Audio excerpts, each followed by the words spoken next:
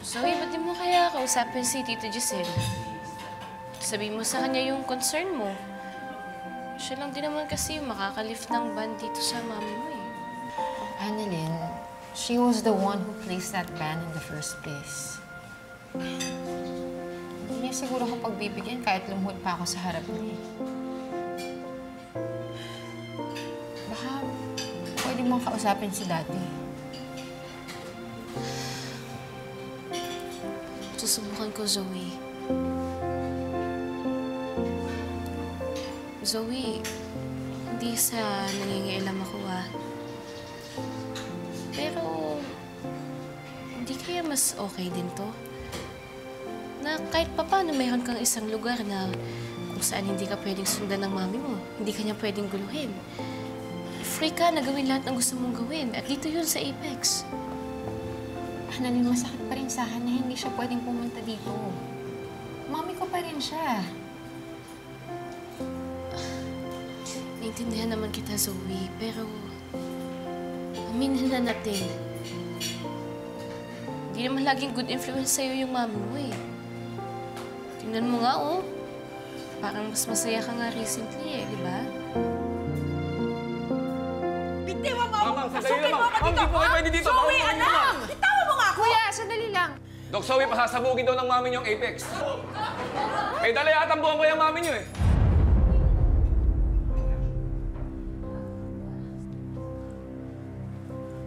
Anong nangyayari dito? Doc, pasasabugin daw po niya itong Apex. Ano ba pinagsabi niyo? It was a joke, okay? Mukha ba akong terorista?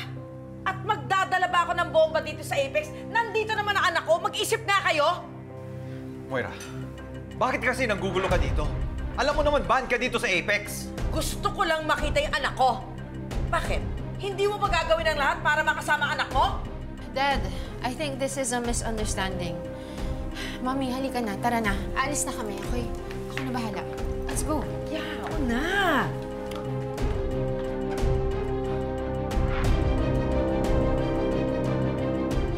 Alright guys, kumain lang kayo, walang bomba dito.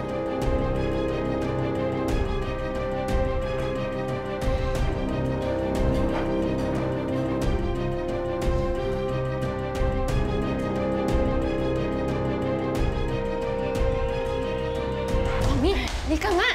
Kukuha na kita ng taxi. Ba't ka ba kasi pumunta dito? Naggulo ka pa. Sandali nakita kita sa social media. Panay ang dikit mo dyan kay Annalyn. Hindi ba nahawaan siya ng TSV virus?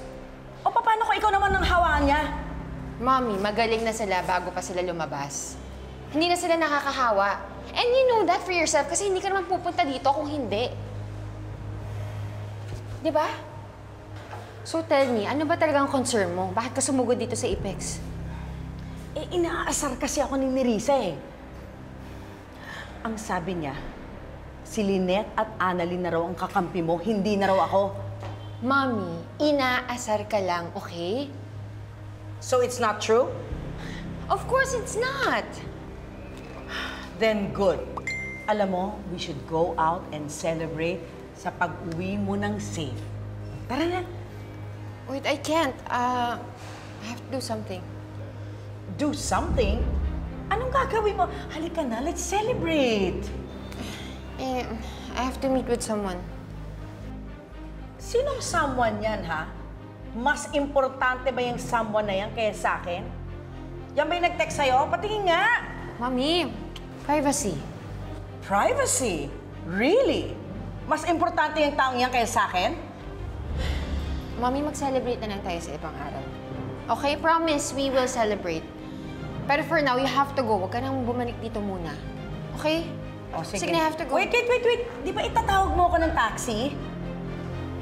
Sige na, nagmamadali ako. Ikaw na lang, okay? Ingat ka, Mami.